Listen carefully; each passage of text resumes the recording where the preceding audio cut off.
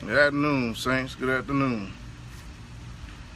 Glad we made it through the Sabbath day, and I enjoyed my Sabbath day, and we're going to continue on reading in the second Esdras and the Apocrypha. That's the book I'm reading out of. So I know they got different versions of it.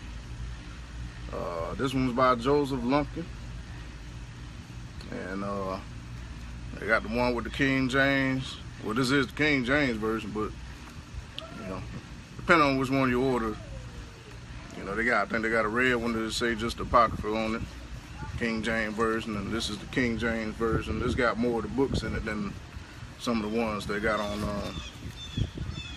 Amazon or whatnot. But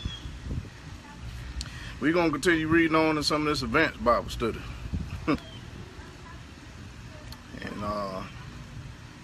you know, why they say, you know, people ask why are you doing advanced Bible study? Well, you know, this ain't for everybody. I'm gonna say it again. This ain't, well, it is for everybody, but this is for, like he told Ezra, this is for the wise in the land. This is for people who can gain a little wisdom and knowledge of the Lord to understand this. Because if you don't understand the Holy Bible and the regular scriptures, then this continuation of the Holy Scriptures, you ain't gonna really understand either. But it's all good, you know. You could be reading anything else, doing anything else, you know. So why not gain some little insight on some of these books that they done took out of the canon, and which I'm starting, you know, more and more as I read these other books. Now I kind of understand why they took it out. It was because it's misleading or nothing like that, which it ain't misleading to me, because it go right along with the scriptures. I believe they took it out because the Roman Catholics wanted to hide their dirt. Because all through these books, especially in the book of Maccabees, them Roman Catholics went in there and killed up all them Jews because they didn't submit to the Roman king and forsake the laws of Moses and the Sabbath day laws, because they wanted to change the Sabbath day to the Sunday so they could worship the sun god. And they wanted all their money to go into the king and the whole nine. They wanted they took all the laws and books of Moses and burned. And I'm gonna understand why the Roman Catholics who canonized the Bible took it out. They wanted to hide their dirt. So, you know, don't believe that stuff that, hey, it's just a bunch of nonsense, that's why they took it out. Nah. You know, they took it out because it exposed their dirt. So that's what I'm reading. That's what I find out when I'm reading. So we're going to continue on. If you got this Apocrypha, we're going to continue reading on in second Esdras. In this particular book, I'm on page 53, which is chapter 8. So if you got the Apocrypha, I'm in chapter 8 of the book of second Esdras. All right, here we go. It says, and he answered me and said, the Most High made this world for the sake of many, but the world to come for the sake of a few. So this world he made for the sake of many, but the world, the new heaven and new earth, is for the sake of the few. Which few? The elect. The elect and the saints, the chosen. It says, but I tell you a parable, Ezra. Just as when you ask the earth, it will tell you that it provides very much clay from which earthenware is made, but only a little dust from which gold comes. So as the course of the present world. It says, many have been created, but few shall be saved. So you tell him, many people have been created on this earth. Many nations, tongues, and nationalities, and whatnot. But it says, but a few shall be saved. says, and I answered and said, then drink your fill of understanding, O my soul, and drink wisdom, O my heart. For not of your own will did you come into the world, and against your will you depart. For you have been given only a short time to live. So he's saying you ain't bring yourself into this world, and by your own will you choose when you leave it. It says, for you have been given only a short time to live. It says, O Lord, who are over us, grant to thy servant that we may pray before thee, and give us seed for our heart and cultivation and our understanding, so that fruit may be produced, by which every mortal who bears the likeness of a human being may be able to live. For thou alone do exist, and we are a work of thy hands, as thou hast declared. And because thou do give life to the body, which is now fashioned in the womb, and do furnish it with members, what thou hast created is preserved in fire and water. And for 9 months the womb which thou hast formed endures thy creation, which has been created in it. So he's saying the womb, in the mother's womb, endures 9 months, which thou created. It says, but that which keeps and that which is kept shall both be kept by thy keeping.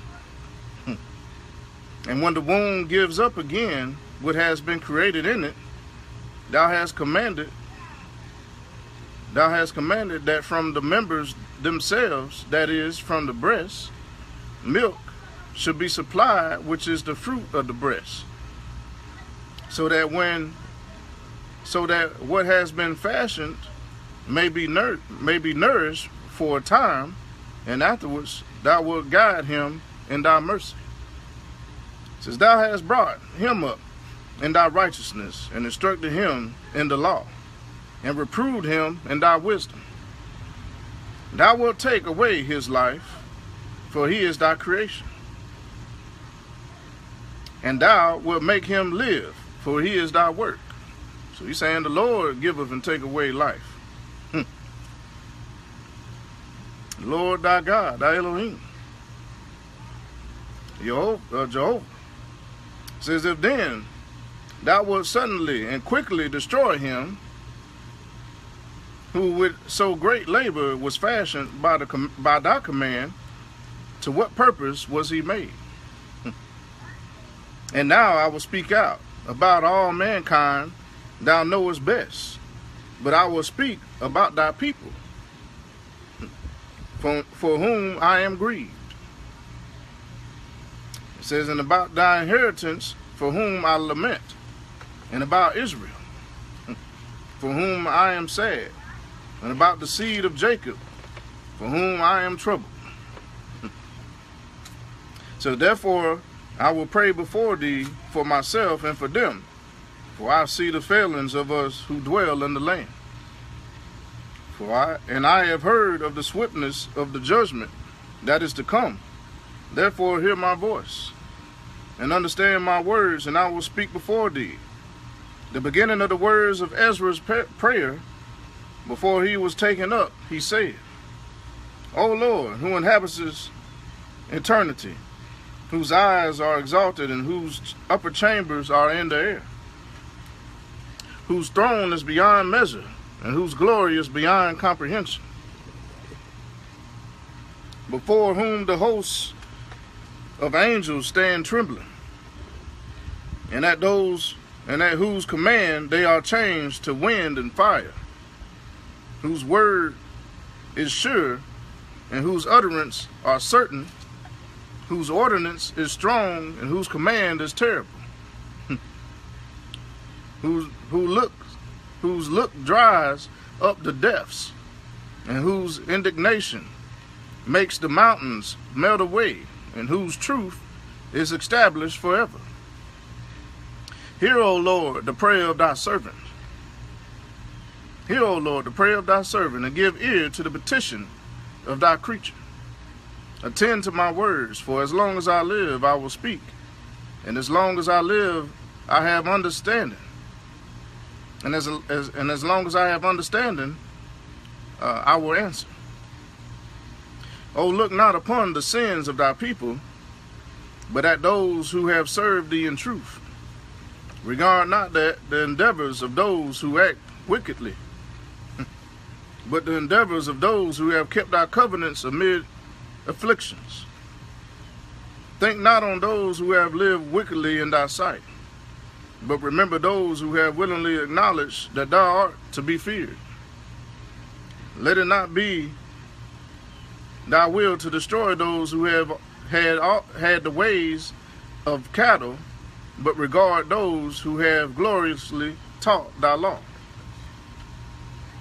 Be not angry with those who are deemed worse than beasts, but love those who have always put their trust in thy glory. For we and our fathers have passed our lives in ways that bring death, but thou, because of us sinners, are called merciful. For if thou hast desired to have pity on us, who have no works of righteousness, then thou wilt be called merciful. For the righteousness who have many works laid up with thee shall receive their reward in consequence of their own deeds. But what is man, that thou art angry with him? Or what is a corruptible race, that thou art so bitter against it? What is a corruptible race, that thou art bitter against it? For in truth, there is no one among those who have been born who has not acted wickedly. And among those who have existed, there is no one who has not transgressed. For in this, O Lord, thy righteousness and goodness will be declared. And thou art merciful to those who have no store of good works. He answered me and said, some things you have spoken rightly, and it will come to pass according to your words. For indeed I will not concern myself about the fashioning of those who have sinned, or about their death, their judgment, or their destruction. But I will rejoice over the creation of the righteous, over their pilgrimage also, and their salvation, and their receiving their reward. And as I have spoken, therefore so it shall be. For just as the farmer sows many seeds upon the ground and plants a multitude of seedlings, and yet not all that have been sown will come up in due season, and not all that were planted will take root. So also those who have been sown in the world will not all be saved. He's saying not everybody gonna be saved. Not everybody gonna be saved. He says, I answered and said, I have found favor before thee, let me speak. If I have found favor before thee, let me speak. For if the farmer's seed does not come up, because it has not received thy rain in due season, or if it has been ruined by too much rain, it perishes. But man who has been formed by thy hands is called thy own image, because he is made like thee. And for whose sake thou hast formed all things, hast thou also made him like the farmer's seed. Know, O Lord, who art over us, but spare thy people and have mercy on thine inheritance, for thou hast mercy on thy own creation. He answered me and said, things that are present are for those who live now, and the things that are future are for those who will live hereafter. So this stuff, this stuff that's out here today is those who live now. So they enjoy it. They live in abundance of it. But that which is not seen is for us who live after this death.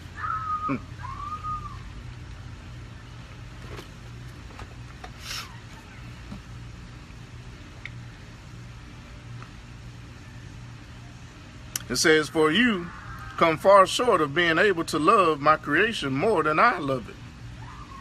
But you have often compared yourself to the unrighteous. Never do so. So he's saying, don't compare yourself to the unrighteous people, for they enjoy the things of this earth that is upon this earth now, but they have no part of that which is to come hereafter.